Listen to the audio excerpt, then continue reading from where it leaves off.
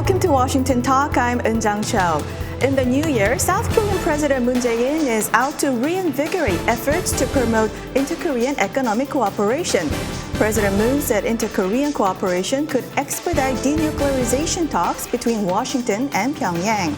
Today, we discuss the impact and the limits of Seoul's plans.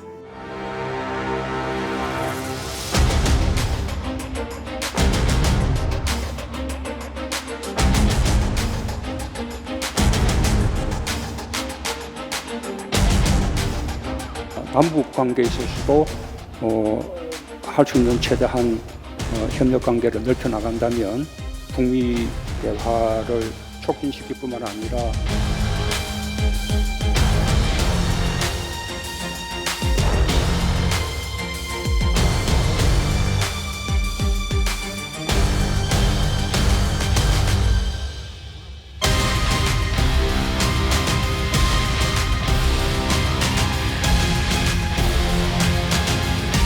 still remain hopeful that North Korea will make the right decision.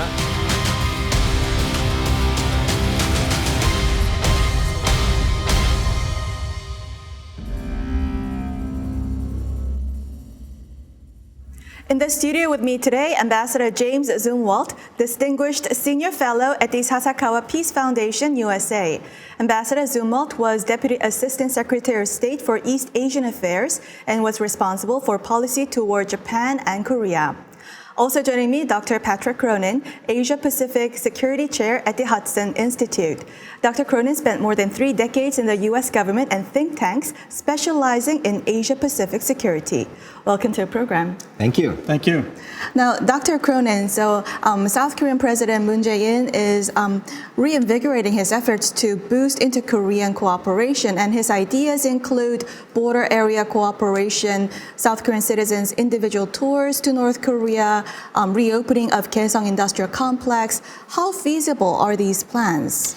Well, these are old ideas, and they're trying to get new energy. And so President Moon, from the very beginning of his tenure, has been pushing and leading an inter-Korean peace and rapprochement. There was some success early on with North Korea taking some steps, but they were very modest steps. And what the problem really is that North Korea just has not been forthcoming, has not reciprocated the affection for South Korea that President Moon is trying to show toward North Korea to win a peace. Mm-hmm. And North Korea is shutting out South Korea. North Korea is shutting it out, and it's making demands. Kumgang Mountain, for instance, they want destruction by next month of all the buildings there, presumably because that would mean new money might come in, and they're trying to attract more money. Now, Ambassador, so the State Department said that the United States supports inter-Korean cooperation and coordinates with our ROK ally to ensure inter-Korean cooperation proceeds in lockstep with progress on denuclearization. The White House earlier on said that UN member nations should abide by UN Security Council resolutions, sanctions on North Korea. What do you take of these responses from the U.S. government? I think the main message is that the United States hopes that the Republic of Korea will calibrate its policies carefully, pursue interpeninsular cooperation while at the same time respecting and coordinating with the UN sanctions process. So you are very accustomed to the diplomatic lingo. So this word that supports inter-Korean cooperation, should we take note of that? Does that mean U.S. is now more open to inter-Korean cooperation than before? Any ideas by South Korea? I think it's not so much that the U.S. is more or less open toward inter-Korean cooperation. The U.S., though, would like to see inter-Korean cooperation occur when it's the right moment, given North Korean actions. And I think at the present time, we don't see that North Korea has taken steps that really would lead to the right atmosphere for enhancing North-South cooperation at the moment. That said, we hope that there will be that atmosphere in the future, and we will see steps from North Korea that would lead to a better opportunity for South Korea to pursue these activities. So Dr. Cronin, so Seoul's this renewed push for inter-Korean cooperation, would this raise concerns over a fissure between Washington and Seoul, just like it did in 2018 over the pacing of cooperation and denuclearization? There are always some anxieties on both sides that will South Korea move too fast to try to make peace with North Korea when North Korea is not reciprocating. But North Korea is the limiting factor here. So even though South Korea will push, North Korea just will not do very much. So South Korea will limit itself. I don't think, therefore, the United States is that concerned about our South Korean ally. We trust South Korea. We just worry about North Korea.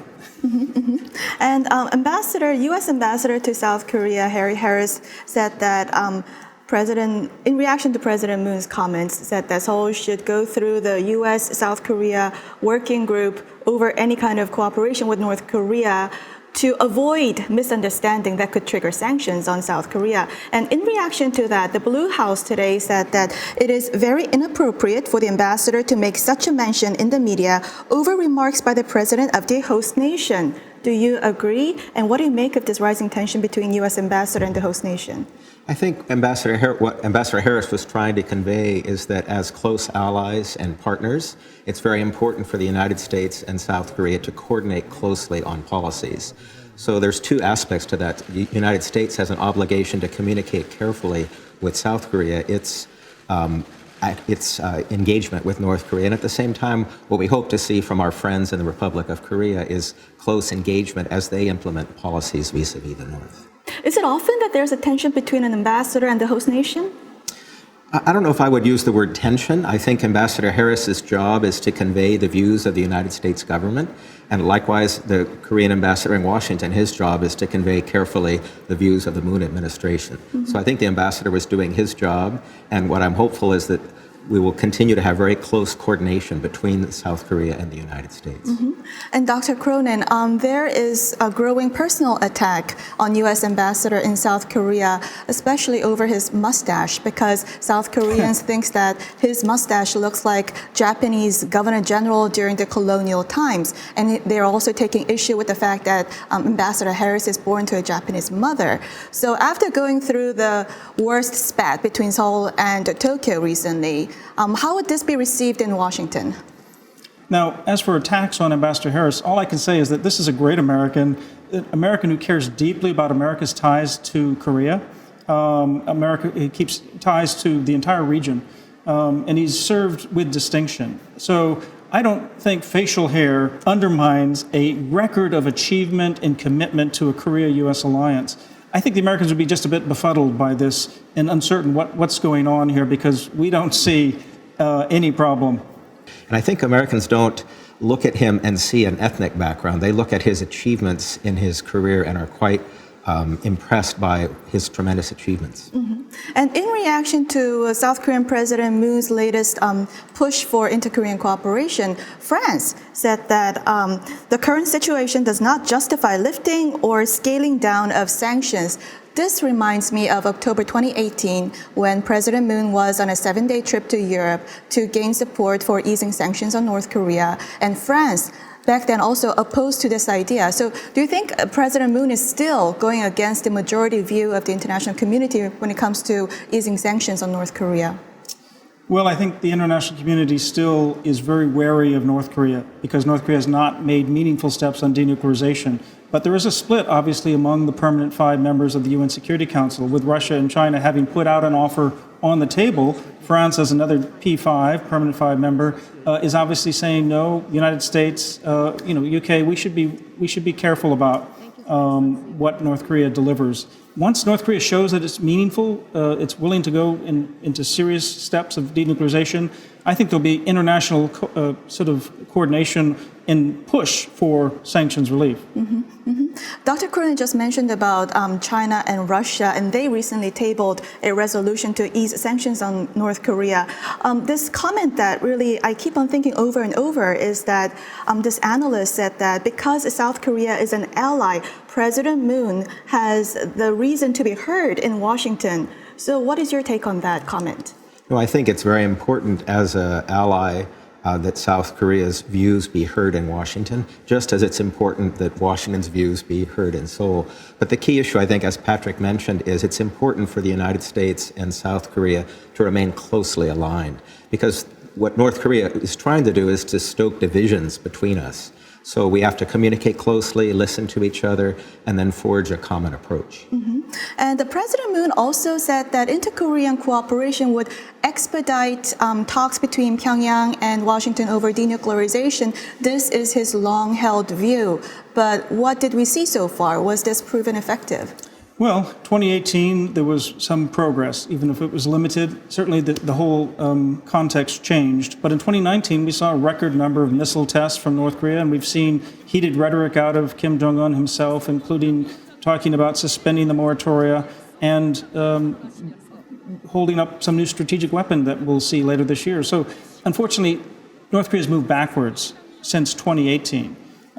And I think we have to try to figure out whether there's some diplomatic fix that we can at least do a little for little step agreement. And I'm going to the swearing in today on Friday of Deputy Secretary Stephen Biegun, and I think that means that the North Korean issue is going to be elevated even more between Secretary Pompeo and Deputy Secretary Biegun. There is a great interest in seeing if North Korea will now sit down and make some meaningful progress, because the United States, South Korea want to do business, but North Korea is going to have to deliver on its promises. Mm-hmm. Recently, advisor to North Korea's Foreign Ministry Kim Kye-kwan said that North Korea is not going to come back to the table unless U.S. accepts all its demands, and that it's going to backtrack from previous offer in Hanoi of trading partial sanctions relief with Yongbyon nuclear facility. What do you make of North Korea's current calculations? Well, I think they're wrong, but I do think they're consistent. They're consistent in that they want more concessions. They want financial investment. They want money. They want sanctions relief, and they don't want to give us very much for it. So this is about bargaining, and this is the bargaining position we're hearing out of North Korea right now. But ultimately, Kim Jong-un could make a different call, and that's what we're, I think, hoping, that he will say, look, I've listened to it. This is the best you're going to give me. Okay, I'll give you a meaningful step. I'll take a little bit here. I'll give you a little bit. Mm-hmm. Recently, Secretary Pompeo met with his counterparts from South Korea and Japan and sought ways to renew momentum in the denuclearization talks. How important was this meeting? I thought the meetings in California between the three foreign ministers were extremely important. I think they confirmed that South Korea, United States, and Japan share common interests. We want to see peace and stability in the region. We want to see progress in constraining North Korea's nuclear and missile programs. We're also somewhat concerned about China's assertive actions in the region. So the meeting highlighted that we have common interests and that we should be working together to meet our common concerns. Mm-hmm. Recently, President Trump and also Secretary Pompeo said that there is much China can do at this point. What can China do? Well, I think China is limiting North Korea's maneuvering room. That is, North Korea might really want to fire that space launch missile, but it so far resisted that urge because China would react badly, and they want China to be at least supportive of North Korea vis-a-vis the United States on these negotiations. But beyond that, I wouldn't expect China to be too forward-leaning on going back to greater pressure. And that's indeed what we've seen with the Russian and Chinese proposal about relaxing sanctions. I think the relaxation of sanctions, though, is the carrot on the table for Kim Jong-un if he chooses to eat it. Mm-hmm.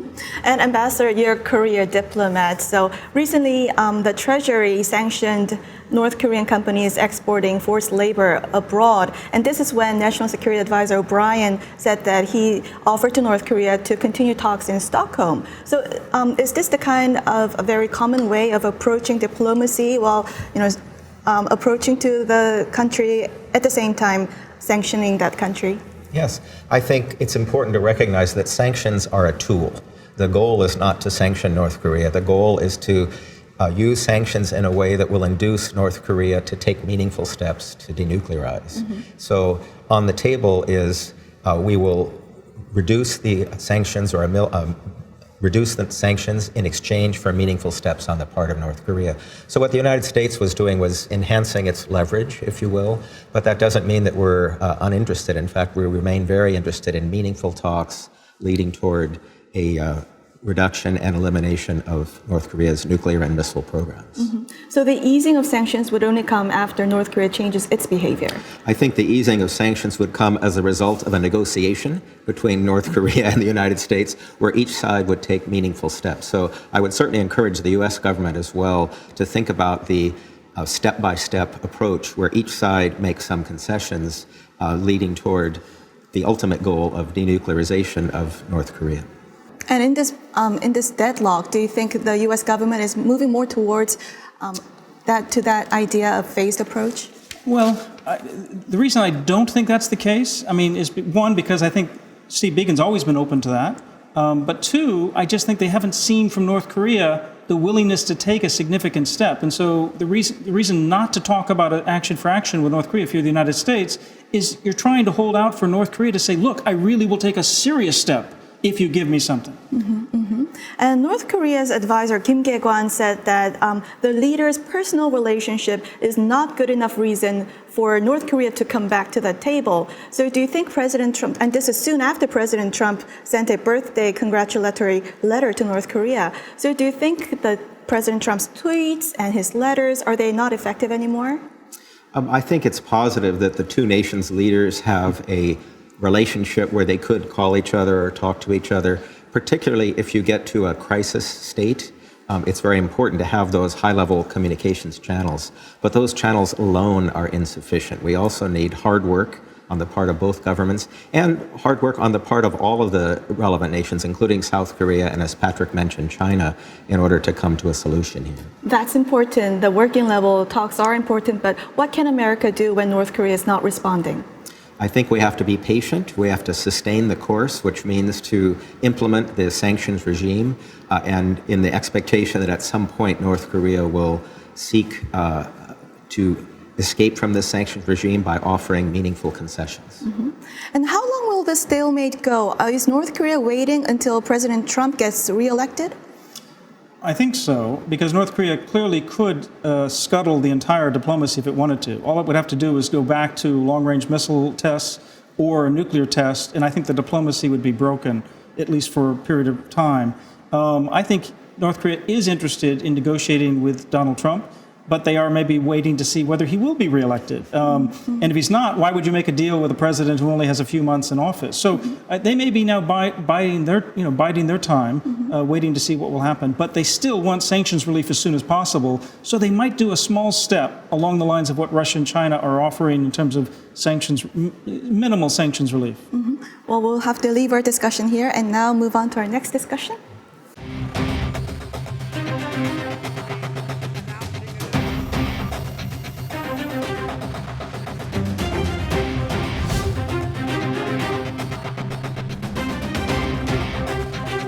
우리 국민과 기업의 안전, 호르무즈 해협 인근의 자유항행을 위한 구체적 노력에 우리가 기여하는 방침을 세우고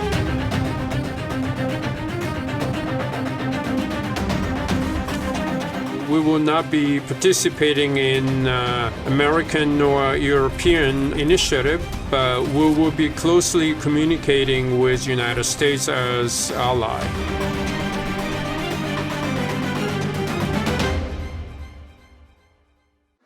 Secretary Pompeo met with his counterparts from Japan and South Korea and called for collective efforts to safeguard the Strait of Hormuz. With increased attacks on oil tankers in the Strait of Hormuz, Washington is asking allies to join a maritime security mission, the International Maritime Security Construct. Now, Ambassador, so Japan decided to send a maritime self-defense force to international waters and not join American or European initiative. This, the Defense Secretary announced next to American Defense Secretary. And South Korea is also reportedly considering sending its own troops independently. So is this in line with what Washington has been requesting to its allies?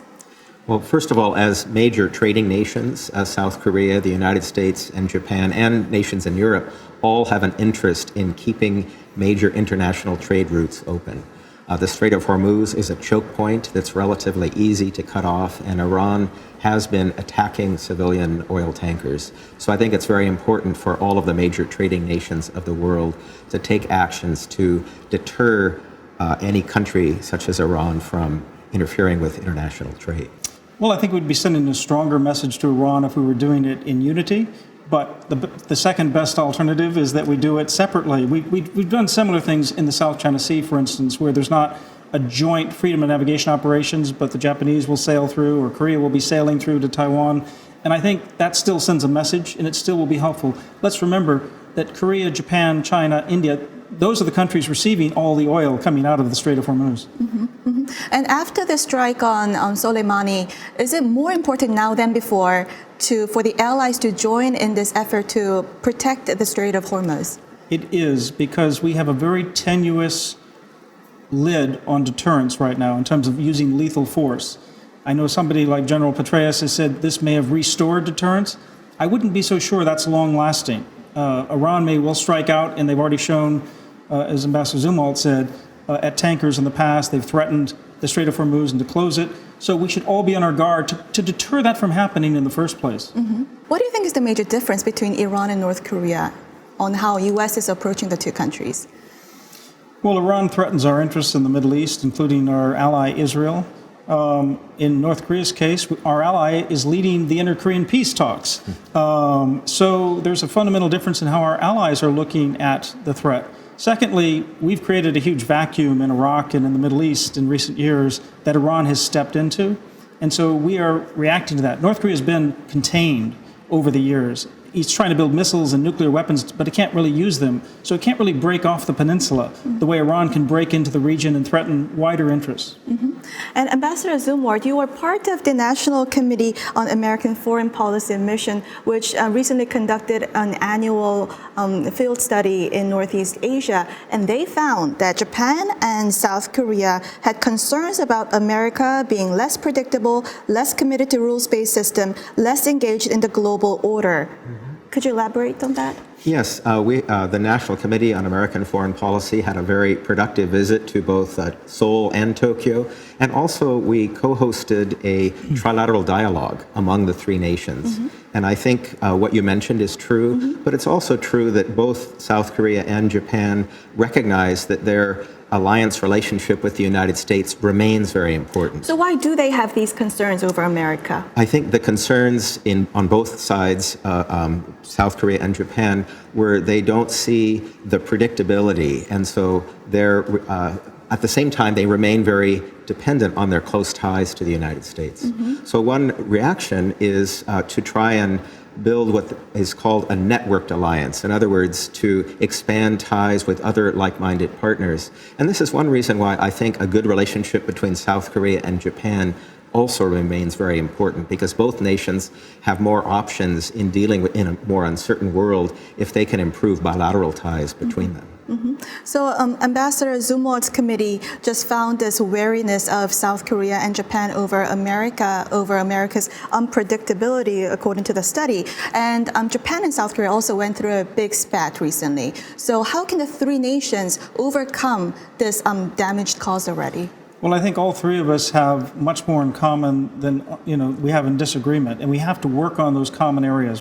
In real policy and high policy, we ought to be working on things like the Persian Gulf. We have a common interest in keeping the peace. As Ambassador Zumwalt said, this is a major choke point for international commerce. We all depend on commerce, so we must maintain deterrence. And then thirdly, let's look at some other commonality like dealing with the cyberspace, because cyberspace is a growing problem. It's a complex one. We should be setting the standards for peace and cybersecurity, including with countries like North Korea.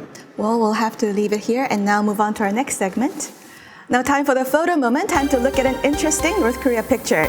Today we have a photo of trucks in North Korea transporting scrap metal to factories. Scrap metals include old parts and equipment. A slogan here reads, "Let's support the party with steel." Dr. Cronin. Well, it reminds me of pre-World War II America, where we're literally having to say, let's, we need to absolutely conserve everything. Let's have a paper drive. Let's bring in our tin cans. It's all going to the war effort. It suggests that the economy is hurting to me. This is not just a good recycling program that's going on. I suspect it's really the economic sanctions are biting. And that's really what I think we're waiting to see, whether Kim will make a change of policy as a result of that economic pressure and the diplomatic opening that we're offering. Ambassador? I would agree with Patrick's conclusion that this shows the impact of sanctions. What it reminded me of, frankly, was the Cultural Revolution in China, where people were throwing their woks into the fire to make steel and backyard furnaces. It's not a sign of economic strength. No. Well, that's all the time we have for this week. Ambassador Zumwalt, Dr. Cronin, thank you for joining us. Thank you. Thank you. And to our viewers, thank you for watching and supporting this program. I'm now going on a new assignment, and you're now in good hands with Connie Kim. For Washington Talk, I'm Eunjung Cho.